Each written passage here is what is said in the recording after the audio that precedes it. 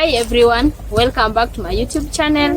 This voice by Carol Nyagowa, and I welcome you all back to my channel. If you are new here, kindly consider subscribing, like, share, comment. And today I have a guest on my show, and I would like to let my guest introduce himself. Karibu sana. Okay, I'm Kelvin Macharia, a firstborn in a family of 5. Yes. I'm grateful. So I'll just like you to share with us your story journey.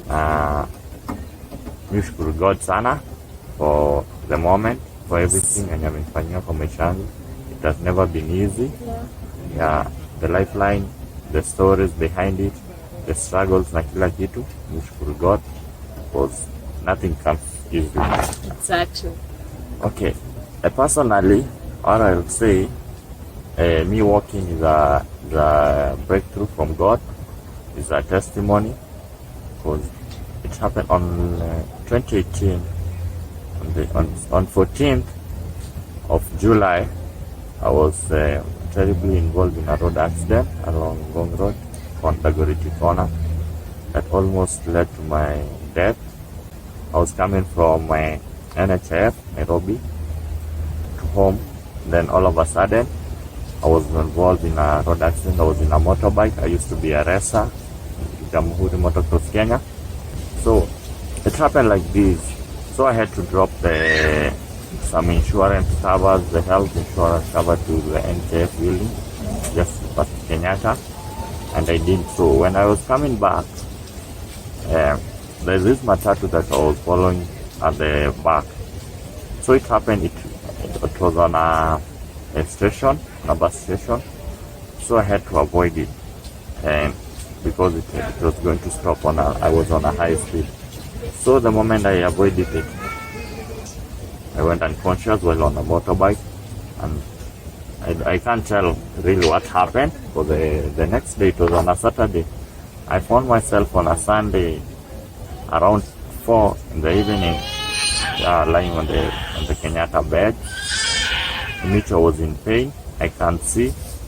So I found myself being surrounded by so many people, and I was eager to ask them what's not happening, and they told me to relax. Everything is okay. But now the tension, because there were so many people from the church, from the friends, everybody was so surprised. Some others we met in the morning. And surprisingly, when I was in the accident scene, my dad was going to work in Thika, and he just passed there. He saw me lying on the tarmac, but he didn't know, because he left me at home. So he was so surprised. How? Now, the moment he was called, while in Thika, you know what? Your son was involved in a road accident at the Goreti corner. And he remembered what he said when he was in a matatu. And that son and that boy is so injured. I don't know if he will survive. He didn't know I was the one. That was his words. I don't know if he will survive. But because he didn't know I was the one. Because he left me back in the house. So when he was called, your son, he got an accident.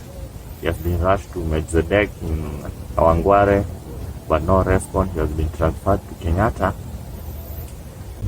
And me being admitted in Kenyatta, it was a long journey. It was a long process.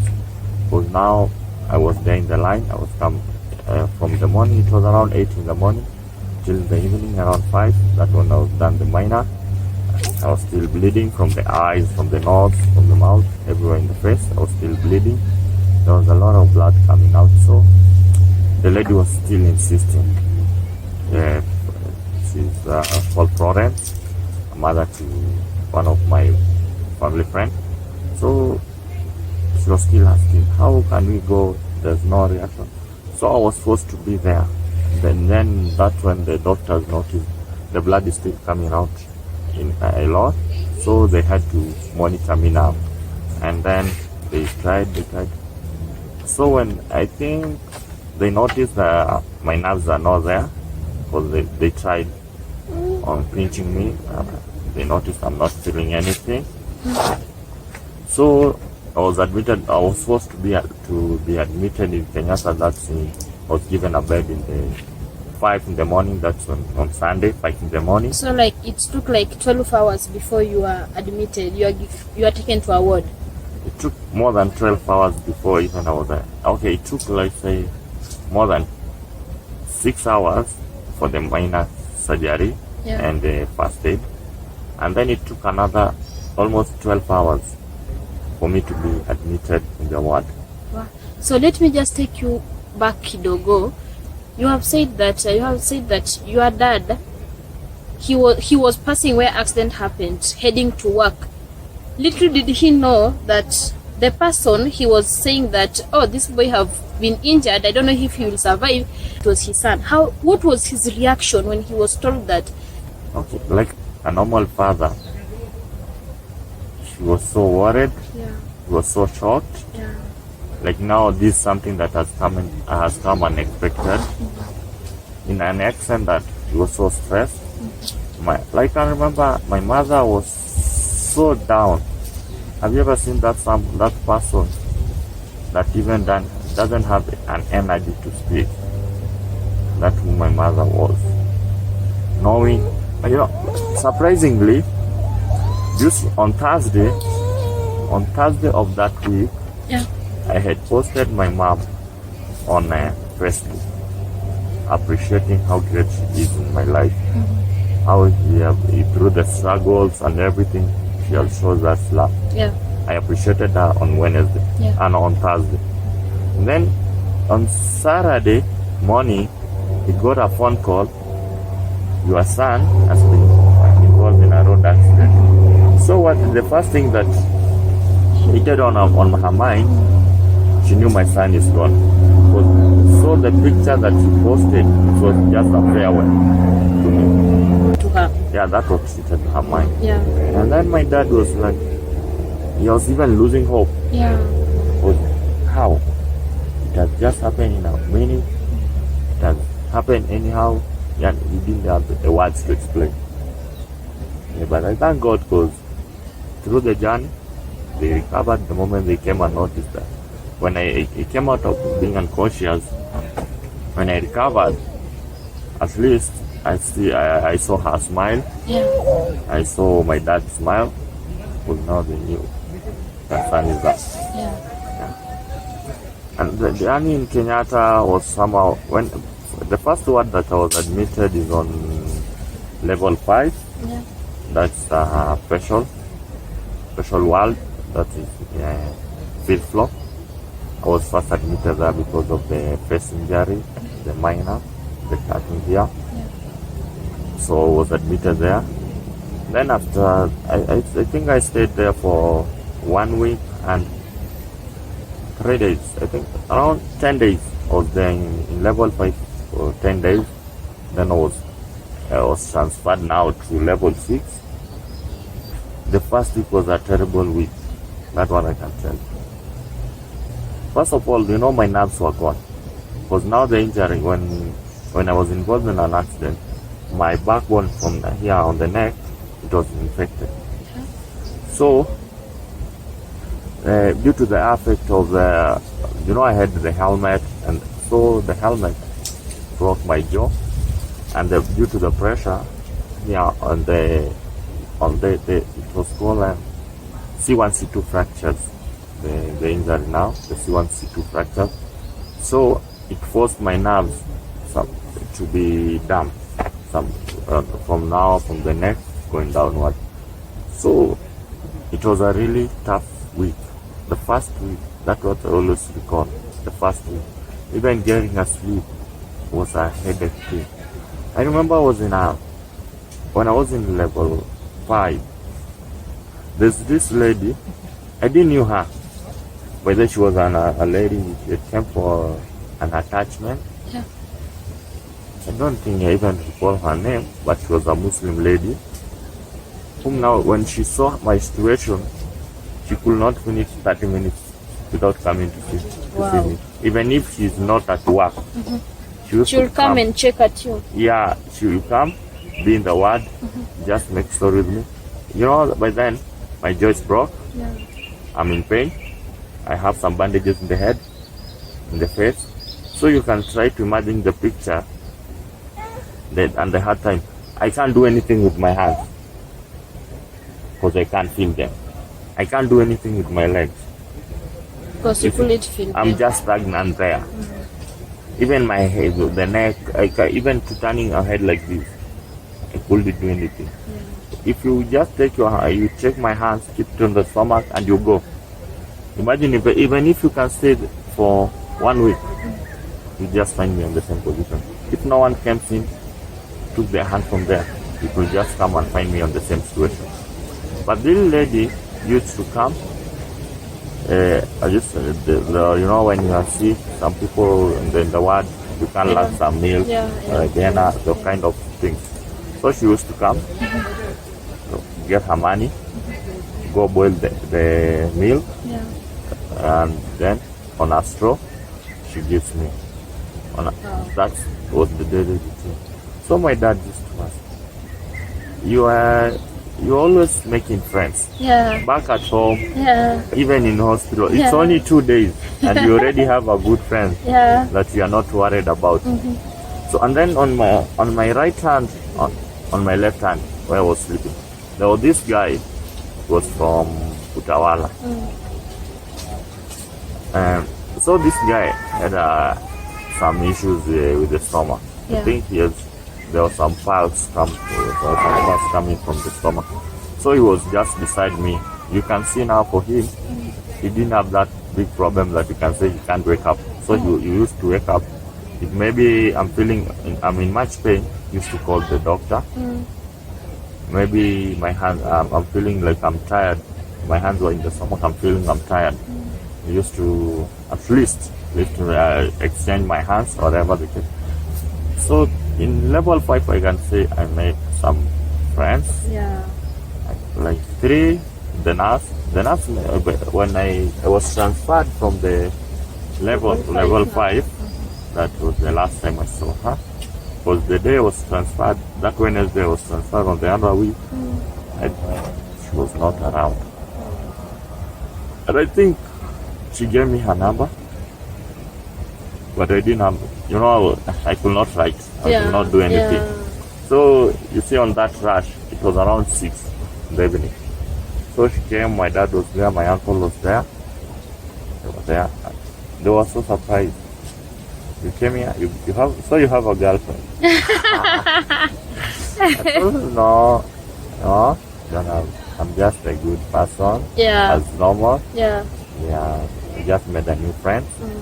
Like, she even felt my pain, But before I was transferred to level 6, on Monday I was taken to German Center. They deal with scanning. German Center is still in Kenyatta or outside Kenyatta? Outside Kenyatta.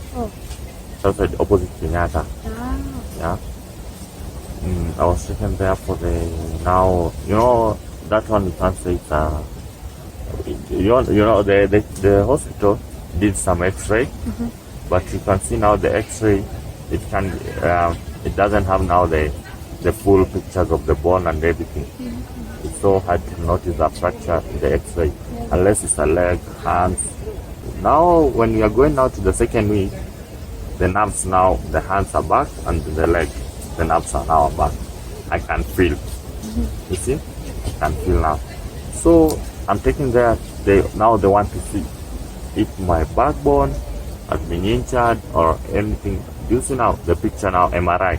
So I had to be taken to MRI. I was taken in Monday, that was on 16th of July. I was taken to German Center. Well, in ambulance, now the first time I don't know if I was taken with an ambulance after an accident. I don't know it was an ambulance, it was a personal car, it was a police car. I was unconscious. So being in that MRI machine, now I can see even the movement. I think there are 2 Hindus that the 2 Hindus that they took me into the machine. The MRI machine is a big thing. You get they just take you, pull you inside like mine. It was around 30 minutes. Then after that, that's when they found I had C1, C2 fractures. So I had to be transferred to level 6 orthopedics, where they are dealing with bones. So backbone. after the scanning is when now they Now the clear picture came out, and they noticed on my backbone, you see those things on the backbone like seeds. They always like this on the backbone. They look like seeds. So they noticed there are two that were infected. So I had to be aligned. They had to be aligned. I was supposed to be taken to level 6, and I was taken to level 6 now. The backbone to be aligned, I had to be shaved because of the skull traction. The skull traction, so that my backbone can be aligned. Shaving only. Do you know during the shaving, because of the pain, I fainted. And then I wake up. I found myself now on the traction.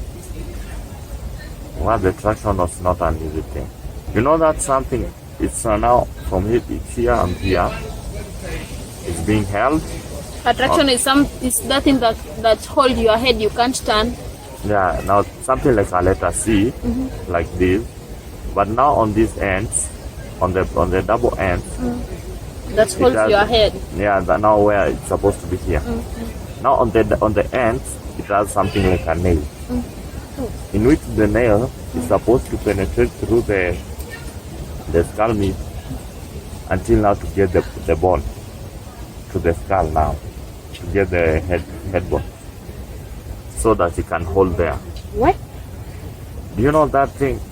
It was so painful. That's what I always say. Now the big problem now, after they are done with that, now on the center of that thing, of that C, they tie a rope. Now after tying a rope, do you remember the saw, the seesaw? The one that thing that was on the center to balance, where ropes used to pass. Maybe you are playing or you are measuring something. Yes. That thing that always falls.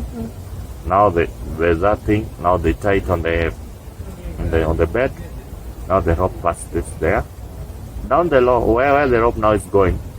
Wow, it had 10 feet. Now my head, like the bed, is like this. Now this is a normal bed. So it had to be tilted like this. This is now how the bed is had been tilted. This is now on the leg side, this is on the head side. So now the weights are hanged here. The 10 kg is tied on my head, and now it's now hanging on this side, on the head side. The 10 kg is hanging on the head side. Do you imagine I stayed with that 10 kg on my head for 3 good months? I can't do anything with my head. I can't do it like this. I can't do it like this. Because now, the reason why they are doing that, they are trying to pull now the back. They are trying to pull the backbone to align. The body is heavy, it's pulling itself down because of the tilting of the bed. Now this one, they have to make it sure it's balanced. So now that's how they were balancing. Let me tell you, somebody was holding this bed. The first thing is just to tell, no, stop. If the bed is shaken, the weights are shaken. You know, you are not feeling you are feeling it on the head. I used to eat through a pipe. No, you know, you can't say, no, not a pipe. You see now, like when someone has a complication, maybe with stomach or whatever on the throat, the last pipe, the last pipe. Yeah. So that's what I used to eat through. So when it came to the second week, I just noticed I'm speaking, but nobody is hearing my voice. Do you now see? Like you are speaking, like now we are speaking with you. Yeah. My mind is telling me I'm speaking okay in the voice. But can you imagine you personally, you have to come close to hear what I'm talking about? Because my voice, when it's coming out of the stomach, I can feel it coming with that voice, in louder. Yeah. But little did I know, like it's like I was speaking to myself. The moment the voice reaches in the mouth, it's not coming out. The words are not coming out. Yeah. Okay. The people that are in the room, they can't hear me. They can't hear me. So it's the second week. the room that I was, there was this guy that had been there around 1 year. He saw the same situation that I came on that track show. So this guy, everybody in the room began now to notice the weird behaviors that I'm going through. Wow. They started looking at me. The nurses also. And the relation between I with the nurses, it became some little being shaken.